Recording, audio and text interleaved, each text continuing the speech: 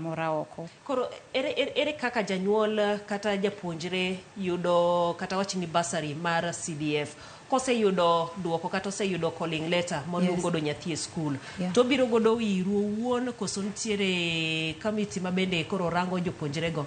Wan ga gi process mwaketo kapok ji ochako apply for bursary, like Walendoga for 21 days nikech wadwa make sure ni janyuol ka janyuol obedo gi information ni.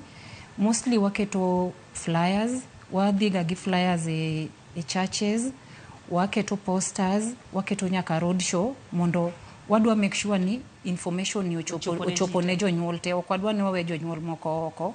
Kasto ofiswa mar CDF kanyo wan ga gi notice board waketo ne gi kanyo. Kwaseketo kamano to nikech kibra duong koro kwanyal keto odiochieng' achiel, waketo ga chieng' opogore ka en Makina ward nitie gi chieng', Lindi ward, Line Saba ward, Woodley kod Sarang'ombe.